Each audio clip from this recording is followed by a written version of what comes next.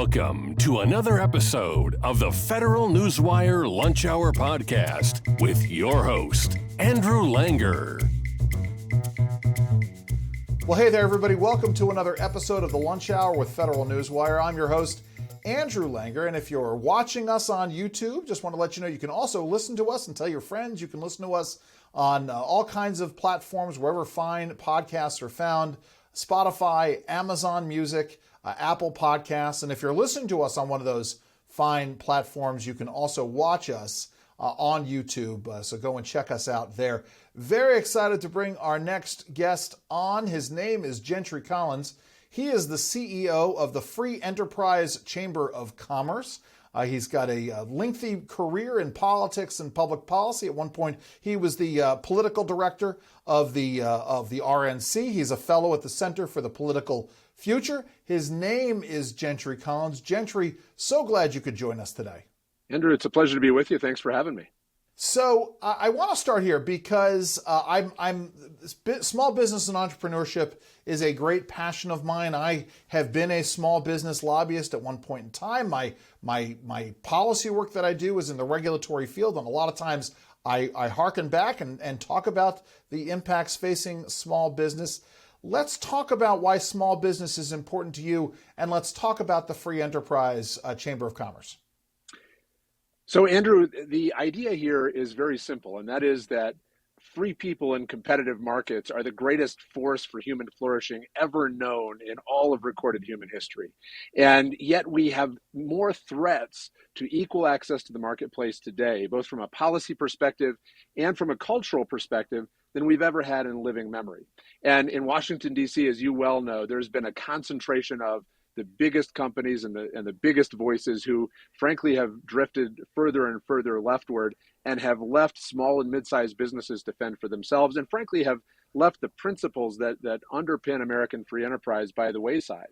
And so we decided it was time for principled advocacy for American free enterprise, for small and mid-sized businesses especially, and for bigger businesses as small and mid-sized businesses grow and thrive. But it's time for principled advocacy to explain once again to the American people why American free enterprise, American capitalism, and especially small and mid-sized businesses are the backbone of human flourishing and progress here in the American economy. You know, one of the things that I always like to say is that the entrepreneur's dream is the American dream, and vice versa. The American dream is the entrepreneur's dream. People come here from all kinds of places around the world because they want to take their dreams of making their lives better and they want to put them into action. And in many cases in their own countries, they can't do it. There's red tape. They don't have access to capital. They don't have the protection of private property rights. Am I right here or am I wrong here, Gentry? You're absolutely right, Andrew. And the frightening part for us is that increasingly we're seeing some of those challenges here in the United States. I think they've been a long time coming, okay? But the COVID period, more than any other, hastened the clarity with which you see these challenges today. If you were a big box retailer in most states in this country, you were open every single day of the pandemic for people to walk in the front door. If you were a small shop on Main Street in any town USA, you were not free to be open any day of the pandemic, right? And either it was critical to shut it down or it wasn't critical to shut it down, but we can't have the government picking winners and losers in terms of who has access to the marketplace. And then, of course, in the days post-COVID, we've seen at a quickening pace, we've seen all kinds of deplatforming in the marketplace. You've heard, of course, and read a lot about debanking. I'll tell you what we see more of, Andrew, with our small and mid-sized business members is deplatforming from merchant payment processing services. And I'm not talking about bad actors here or bad credit risks. I'm talking about good, solid American businesses, right, profitable American businesses playing by the rules, who get deplatformed from their credit merchant payment processing. Or, for your listeners, and when you swipe a credit card, well, can you get that processed? We've seen more small businesses face those kinds of threats than any other, say, in the last year or so. No, go ahead. Right. I will say that in the modern economy, that those kinds of threats are, I think, cousins of the threats that you've talked about around the world. That if you can't have a banking relationship today, if you can't process a credit card transaction today, if you can't get your basic business insurance services renewed today because of your ideology or because of the business you're in, despite the fact that it's legal and in some cases constitutionally protected businesses, that is a barrier to access to the marketplace that really shuts you out of the market today. A lot of folks don't know, and I worked on this issue 8 years ago. The prototype for this, which was Operation Choke Point, which was an effort by the Treasury Department and the IRS and other agencies to put pressure on banks and credit card payment processors to not do business with entities that were the administration had an ideological animus against. And the House investigated and did hearings, and eventually that version of Operation Choke Point went by the wayside. In fact, I'll tell you something, Gentry. When I first started talking about that, people thought that I was crazy. I have heard rumblings that Operation Choke Point is back. This is what we're really talking about, isn't? Flesh out exactly what is happening here with this. That's exactly what's happening. And whether they call it Operation Choke Point or they call it something else, the reality is that these threats are back under the Biden administration. I'll tell you one industry in particular that's related to Operation Choke Point is the legal gun industry. I had a chance to be out at the SHOT Show just about a month and a half ago or so, which is the largest trade show for gun retailers and manufacturers in the country. These are legally operating businesses in a constitutionally protected space. Many of them highly profitable businesses that have been around for a long time.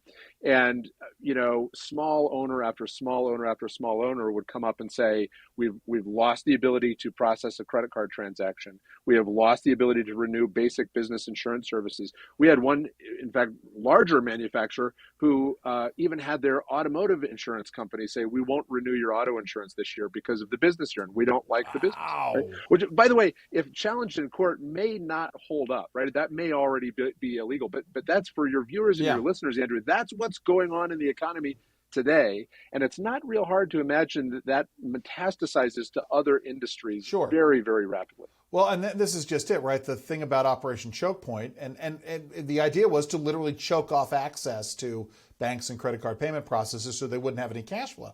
The idea behind Operation Choke Point and what they're doing now is to sidestep the Constitution, right? They couldn't go out, and the Biden administration, though they might want to try to pass an executive order, get Congress to pass a law outlawing guns, they can't do that. So what they want to do is they want to make it impossible for people to manufacture or sell guns. The other issue that we were dealing with Choke Point, and I think may wind up coming back, is when you label the advocacy of your opponents as fraudulent, right, which is something that they were starting to do, right? If you have a small nonprofit entity, not a small business, but a nonprofit, that advocates, let's say, that we shouldn't take a draconian approach to dealing with man-made climate change, assuming we even agree that man-made climate change is a problem. Well, if somebody declares that fraudulent activity, then they can have pressure put on their banks or credit card payment processors, insurance companies, as you said, to not do business with them, and they die. Someone had said this at a meeting a couple of weeks ago, that this was happening with the gun owners again, or the gun retailers again. And I didn't get any details, but clearly it is happening again. Are other industries as well, or are we just seeing it localized? I think there are other industries. I mean, look, the fact of the matter is that this is just on the gun industry. Before we leave that, we've run into small and mid-sized business members that are not primarily gun retailers, but are sporting goods retailers. We've got a member that has a concession at a big Midwestern lake that's a vacation destination in the Midwest. They rent boats and sell fishing licenses and so forth in the summer. And then when the fall comes around, they sell deer slugs and hunting licenses legally, mind you. They're in compliance with every state and federal regulation, right? And yet we're deplatformed from their merchant payment processing service because they were migrating into this business, right? And so you're talking about a business that really centrally is not a gun business, that is losing access to the marketplace over ideology. We haven't seen it at scale yet, Andrew. We have not seen it at scale yet. But I think where this comes next is in the fossil fuel space, Sure. right? When we start to see woke companies, woke processors decline to process credit card transactions for fuel for your automobile. Now, again, let me be clear: we have not seen that yet.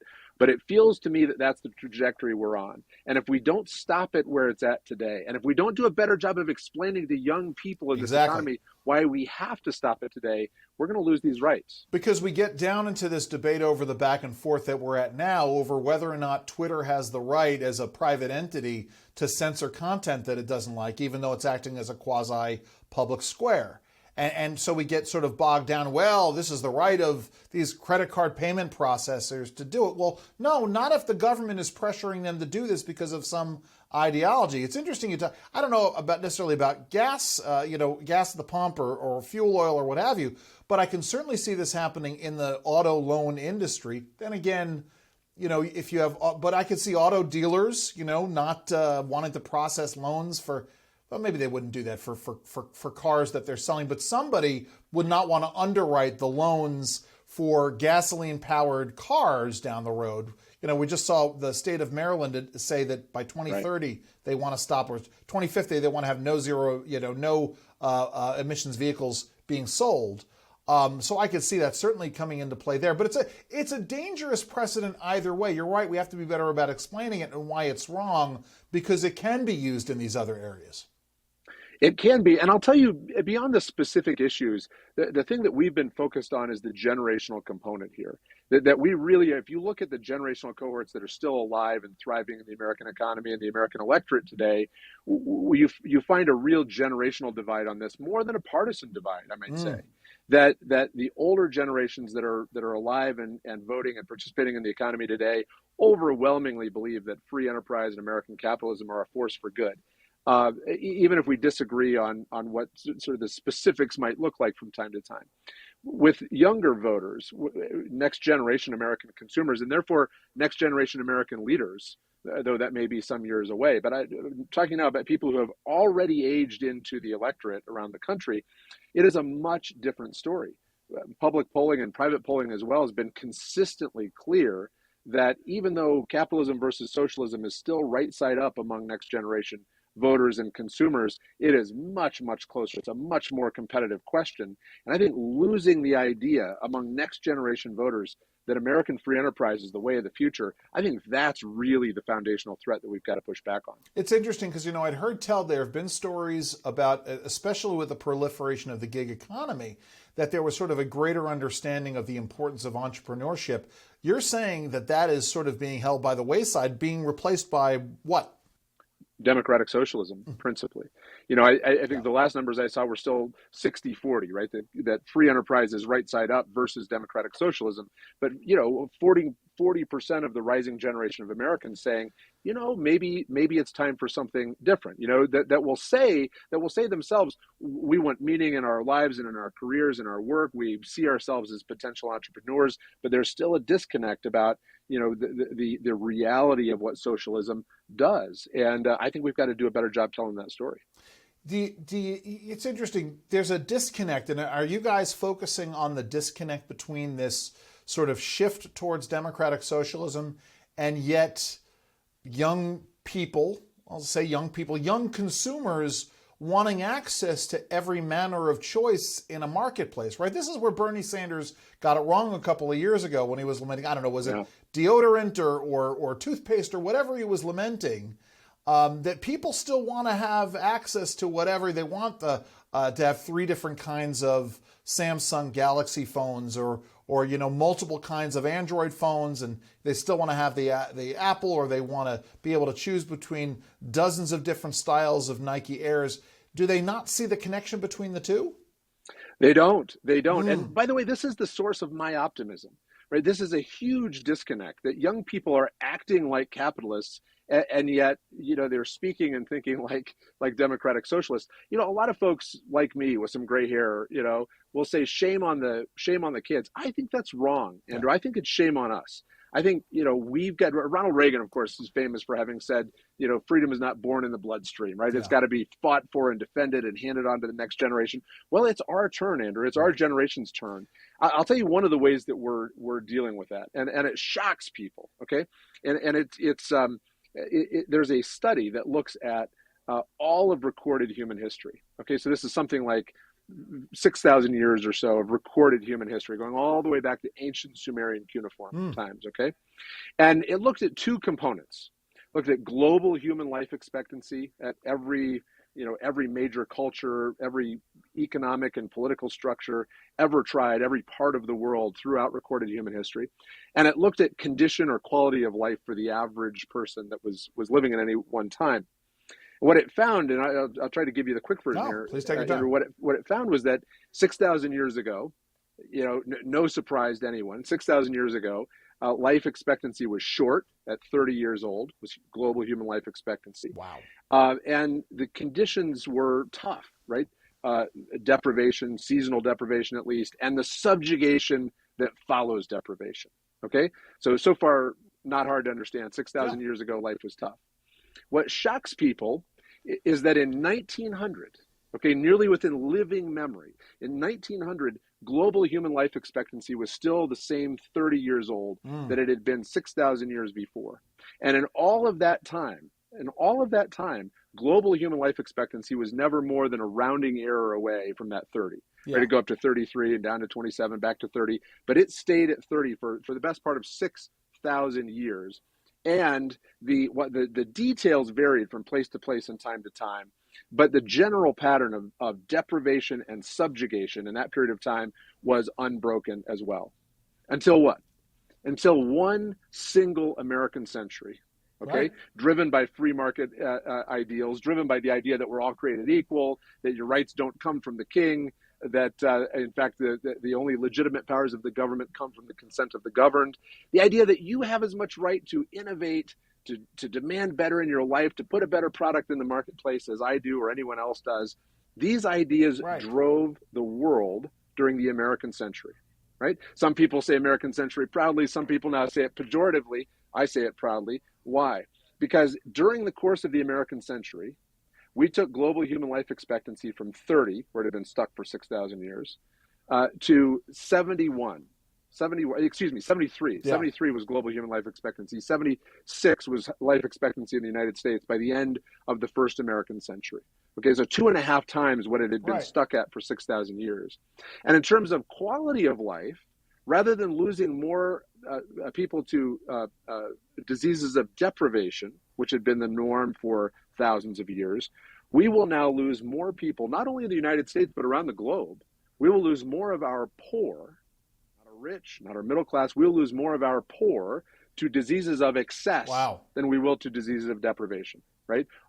Obesity, heart disease, diabetes, preventable stroke, right? And I'm not making light of any of these issues, right? Which we need to work on.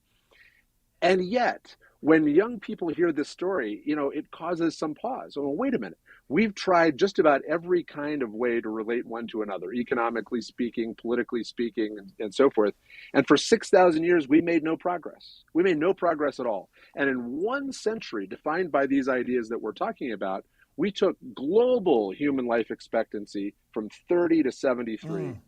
And among even the poorest among us, we are dealing with diseases of excess rather than diseases of deprivation for the first time in human history.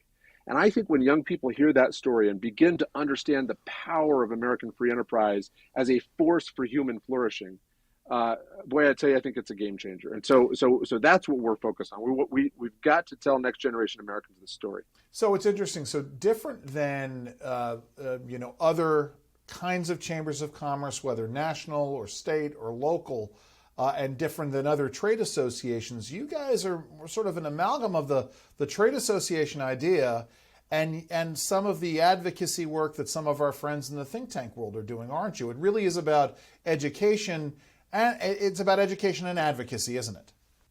It is. I think of it in sort of 3 component parts. Yeah. There's the education component where we've got to be part of saying to next generation Americans, here is the value in American free enterprise. Here is why it needs to be protected and fought for and defended. Here's what you got to understand about it.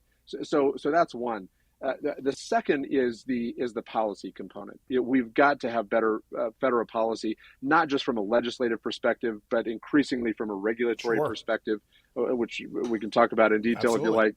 And then the third component that we've been hyper focused on over the course of our brief existence, we've launched publicly about a year ago, but we've been very, very focused on using the marketplace ourselves, right? Rather than just saying somebody else should do it in an academic setting, or dealing with federal policy. And so what we've been doing is we've been going out and finding banks that will do the business with legally operating companies that have been debanked, merchant payment processors that will process the credit card transactions for those that maybe have been deplatformed, as long as they're legally operating businesses in America.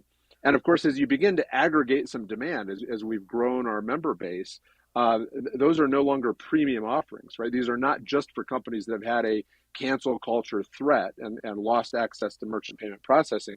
We're now able to reduce rates for credit card processing for just about any small business in America. And so we've come together around these principles to say any one of those silos really isn't enough. We've got to bring next generation Americans along with an educational component. It clearly has to be a heavy federal policy component to deal with where some of these threats are coming from. And thirdly, in the meantime, we've got to use the sort of the combined buying force of American small businesses to go find companies that want to do this work. And I'll tell you, one of the heartening things over the last year, Andrew, is that we found a lot of companies that want to do this work. Merchant payment processors, regional banks, insurance companies that want to say, look, we think that small businesses, entrepreneurs, creators are sort of the hero in the American economic story. And we've found plenty that will do the work that some of the big woke companies won't do anymore. Let's talk about the regulatory issue. We know that regulatory costs doubled during the Obama administration, from about $1.1 trillion annually to $2.2 trillion. We know that they were held steady during the 4 years of the Trump administration, pretty much. And then they've skyrocketed ahead under the Obama administration. Our estimates show just upwards of $3 trillion annually. That's in direct regulatory costs. We know that there's a $19 multiplier for every dollar in direct regulatory costs and in lost opportunity costs. Let's talk about the work that you guys are doing on the regulatory issues, how you're getting at this problem. So a whole variety of ways. I would add to what you've said that at $3 trillion, you're talking about something approaching, more than 10%, maybe even close to 15% of American GDP, right? So a breathtaking number that is just a weight on the shoulders of American business and industry. On top of the cost, think about the complexity as well, Andrew. The estimates, I think the last estimate I saw would be that the Federal Register printed out today, and of course they don't print it end to end the way that they used to, but printed out today would be 900,000 pages, okay? 900,000 pages. If you go back to 9/11 and you look at the studies about how many pages of final rules have been added to the Federal Register every year for more than 2 decades now, the very best years we saw were something on the order of 20,000 pages. 20,000 pages of new regulations in the best of years. Some of those years, as I recall the chart, you're talking about 65 or close to 70,000 new pages of new federal rules on an annual basis, year over year over year, for 2 decades. So you have a cost component, you have a complexity component that sits right on top of American entrepreneurs. Who does it hurt the worst? It hurts the innovator. It hurts the small guy. It hurts the upstart that may have a better idea, may have a better product, may have a better service, but cannot handle the complexity and cost in the regulatory system today. So what are we doing about it? Right, the important question. No, I was just going to say. Hold on. Let me just say. I was just going to say, and one of the great dangers here, as you pointed out, to go back to something you said at the beginning, which is the difference between small and medium-sized businesses and big businesses. The more power these regulations have over entrepreneurship and innovation, the easier it is for the largest actors to gin the rules in their favor and to shut folks out. But I'll let you respond to that and also talk about what you guys are doing. Well, that's exactly right. And we've seen some of our members that are, in fact, are bigger companies, just not the very biggest companies, who believe that in their own industries, the very biggest players will go to their trade associations and say, we want to let some of these rules through, Right. not because they're good for our business, but because they're an existential threat to our competitors' Exactly. business. And so we're going to regulate them out, right? So this is not theoretical. This is not hypothetical. This is happening in the American economy today. And look, when you're talking about a regulatory cost of more than 10% of GDP, the best part of 1 million pages of rules, accruing them at more than 30,000, 40, 50,000 pages a year, this has been foreseeable for a long, long time, and we've got to address it. So a couple of ways that we're doing that. Right. One, Andrew, is that we're trying to reconstitute the level of membership that used to live at the U.S. Chamber of Commerce. And so back in 2010, I was running the political shop at the RNC. The U.S. Chamber of Commerce had approximately 500,000 members that year, and they were a real force on issues of American free enterprise, largely because they represented a broad swath of American business. And everywhere in every district in this country, they had real small, mid-sized business members who could speak to why these issues are important. And so last year, the U.S. Chamber of Commerce reportedly fell below 8,000 members, from 500,000 to 8,000 members. Yet revenues went up, by the way. Why? Because they're taking bigger checks from bigger corporations and letting their smaller membership fall by the wayside. That has a real consequence, right? So now when something goes to Capitol Hill, our chairman, Governor Branstad, and I had a chance to be with the Republican conference late last summer. And I'll tell you, there was no shortage of frustration about this. Sure. That they felt that they no longer had a grassroots voice of American business that was speaking with integrity. In fact, one of those members, and this is an open press session, you can go read about it. But in an open press session, one of the members in the Congress said, when I get one of the letters from the old chamber, the first thing I ask is who paid for it. Right. And so what are we doing? What we're doing is we've got a membership structure where every membership is $99, regardless of how many employees you have, regardless of how much revenue you have. If you believe in the principles of American free enterprise, as we lay them out clearly on our website, and you want to join this fight, we're $99, right? So there's no incentive for us to violate core principles. Number one. Number two, at $99, as you might imagine, that model is built for scale. And so we're looking to reconstitute a broad base of American businesses, especially small and mid-sized businesses, that can be a big voice not only in the legislative process, but in the rulemaking process. As you know, and many of your listeners may know, before a new federal rule is promulgated, it has to be open to public comment period. The very first thing they do is they look at how many pro, how many against, and then the substance of who is for and against. And so that has a very big impact on the rulemaking process. So reconstituting a large, broad-based constituency that can speak to these issues in the rulemaking process itself is number one. Number two, we will later this spring we will announce a legal action capability with a fund that we've raised, and I think some of the leading conservative lawyers in the country will announce a new capability that we're putting together to push back on regulatory overreach coming out of this administration, and frankly, coming out of the next administration too, whomever that president may be, Republican, Democrat, or otherwise, when it comes to regulatory overreach. And, there are story after story after story after story of regulations that pass that get pushed through the process that really probably don't pass constitutional muster. Okay. But for want of standing, or if companies have standing for lack of resources, they never get challenged, or they don't get challenged successfully. And so as we reconstitute a broad base of American businesses as a membership organization, we're putting together a capability to look for businesses that have standing to sue, that have willingness to sue. We're matching those up with funders that are interested from a financial perspective, and with legal capability to take those on successfully. And let me explain just a little bit, because I've done and am doing some of this regulatory work as well. The only way you can challenge a final rule is if you have commented on that rule while it was going through the rulemaking process and you raised an issue of substance within the rulemaking as to why it impacts you. Then once you, what Gentry is saying is, if you have filed that comment and the agency is obligated to respond to your comment of substance and either explain, how they're changing the rule to deal with your comment or why they're ignoring you. If they don't do that, then you have this standing to challenge, but you might not have the resources. And so what Gentry is saying is that the American Free Enterprise Chamber is working towards that end. That's very, very valuable, to say the least.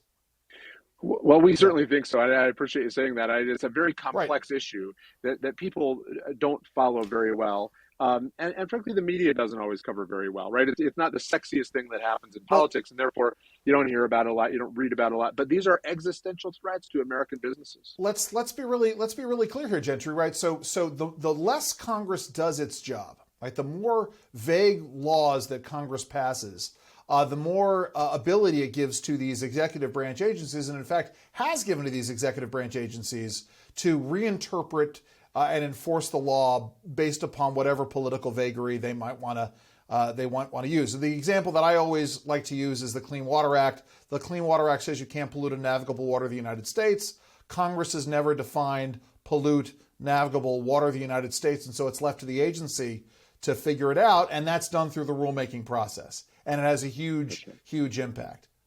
And so anyway, I'm sorry. Go ahead. You were about to say. No, that's right. This administration has attempted to do things by rulemaking that the Congress has refused to do itself. And so it's gotten even worse in this administration than it's been. This has been a problem, Republican and Democratic administrations. I mean, that page count of new federal rules that I mentioned, the Trump administration flattened that out a little bit. Our best years were under Trump. And yet, even under Trump, we're doing 20 or 25,000 new pages of final rules on an annual basis, right? So this has been a bipartisan problem for a long time. It's gotten worse, though. Gentry, yes, please. I want to interrupt you for a second, because this is the thing that drove me bonkers during the 4 years of the Trump administration, is that our friends and colleagues who deal with and I'm a regulatory guy, this is my bread and butter, our friends and colleagues and brothers in the movement, and sisters in the movement, who should have been all on board with this, what I call the regulatory glide path, right? Just keeping it. Then the Trump administration did do some deregulatory things, but the regulatory glide path, they would not give the Trump administration any credit for it. That was maddening to me. God, folks who should know better. And they say the Trump administration didn't know anything that was libertarian or free market or limited government. I'm like, wait a minute. What about the regulatory agenda? I'm sorry, go ahead. Yeah. No, and I'm not making the claim that the administration I know you're not. I'm just saying that the CEIs of the world, the Catos of the world, the Mercatises of the world, et cetera. Go ahead. Yeah. Fair enough. And certainly the page count, if you're looking just by page count, the page count was vastly better under the last administration than it was under any other for the last couple of decades. My point, I think the important point for your listeners to know, is that this administration has ratcheted things up even a step further than they had been before. Right? I'll give you one example, and there are a ton of them out there. But I think one of the best examples is what they're trying to do with the independent contracting rules in this country. Okay, so during the last Congress, they came in. I think it was H.R. 1 or something numbered close to that in the last Congress, was the PRO Act, right? And among other things, the PRO Act sought to force unionization. It sought to overturn state right to work laws. It sought to do a whole lot of awful things. But one of the things it sought to do was to redefine what an independent contractor was, so that essentially you couldn't have any independent contractors. Would have killed the gig economy and would have killed a whole hell of a lot of American small businesses. The Congress looked at it, and we're talking about a Congress that was a Democratic House, a Democratic Senate with a Democratic president, right? Looked at the PRO Act and did not get it passed. Right. Okay, so the Biden administration says, well, this is important to us politically anyway. We're going to do it by rule. So they tried to do this by rule about a year ago. It failed for procedural reasons. And so they've come back now a third time after Congress specifically declined to pass this law. And they're trying yet again to pass a rule redefining independent contracting to put the gig economy underwater. California, of course, the state of California just had a a positive ruling on this, but the Biden administration is still trying to do things from a regulatory perspective that Congress explicitly declined to do, right? So there's a really foundational problem here. Yeah, and one of the things that you point out, and so it's so vitally important, is that because the body of regulations is so vast and so nebulous and so difficult. I mean, we have regulations.gov, which is the portal. You can go on and look at it and see what rulemakings are open and where you can file comments. It's an exercise I used to do with my students when I was teaching the regulatory process at the university level. I would have them go and summarize a rulemaking that had just come open for comment, summarize a rulemaking that was just coming closed for comment. The idea was to give them an idea as to the breadth. But you're absolutely correct. Because this stuff gets so down into the nitty gritty that it's difficult to tell the story. The media isn't interested. And because there are so many of these rulemakings happening and they have such a wide breadth that the individual businesses don't really know what's going on. So they can't file the substantive comments. That's the work that you're doing here, isn't it? That's right. Yeah. And so you need not just one or two or 10 businesses filing substantial comments. You need a whole a range of businesses filing substantial comments. And so we're looking not just at the substance, but we're looking at the scale as well, and trying to reconstitute what capabilities that might have existed some years ago, but no longer exist in that space today. So I'll give you another one if I may. Sorry, please go ahead. Oh, absolutely.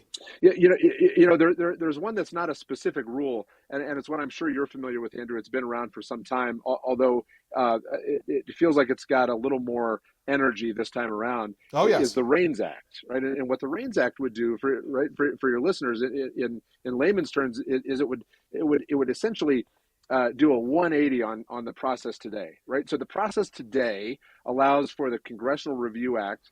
The Congressional Review Act says that any rule that is passed can be reviewed and disapproved by the Congress. What the REINS Act does is turns that around and says any rulemaking that has an economic impact of 100 million, is that right? 100 million, I think it is. $100 million a year or more. Major rule.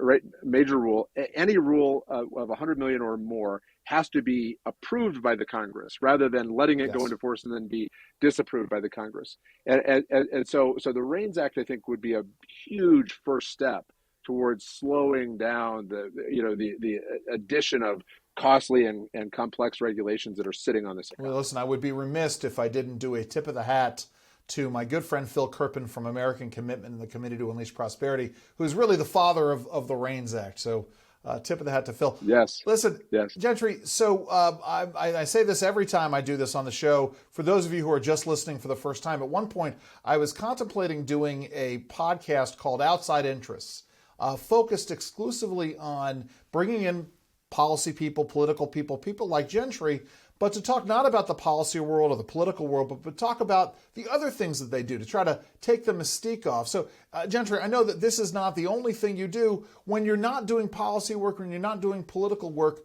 what kinds of things are you doing to keep yourself occupied? Yeah, well, I'll tell you, the big thing we do is my wife and I are the parents of 7 kids. Wow. Ranging in age from 21 down to 4. And so, as you can imagine, that's a busy household 100%, and a joyously busy a life. So that's outside of this work. That's my life's passion. But 21 to 4. So that's the good thing is once you move away from the man to man and you switch to the zone defense and you spread them out, the older ones can start taking care of the littler ones, can't they?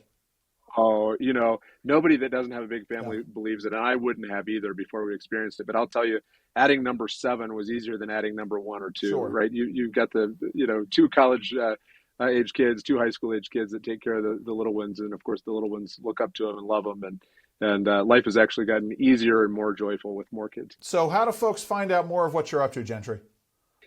Andrew, they can find us at amfreechamber.com. Am-Free Chamber, of course, is a contraction of American Free Enterprise Chamber, but amfreechamber.com. You can find our principles right there. I'd encourage, if people are interested in what we're doing, I'd encourage you to look at our Free Enterprise Bill of Rights. We've laid out 10 foundational ideas that we think are important to opening another American century, protecting American free enterprise. And we commit to every one of our members that those are the things we fight for, That is the lens through which we look at issues and issue advocates. The way we look at policymakers, the way we rank them and score them is through that lens. It's all right there for the world to see. If people like what they see, boy, we need them. All of our voices together, the purchasing power we have in the economy when it comes to replatforming businesses that have lost access to the market, the power you have in the regulatory phase, and frankly, the political power you have when there's bad legislation or when you need good legislation advocated for. So if people look at that and they like what they see, they can join us at amfreechamber.com. amfreechamber.com is the website. Gentry Collins is the CEO. Thank you so very much for joining us today, sir. Andrew, thanks for having me. This has been another episode of The Lunch Hour with Federal Newswire. I'm your host, Andrew Langer. Enjoy the rest of your lunch. This has been the Federal Newswire Lunch Hour Podcast, hosted by Andrew Langer. Check out the Federal Newswire's family of websites, as well as their social media stream.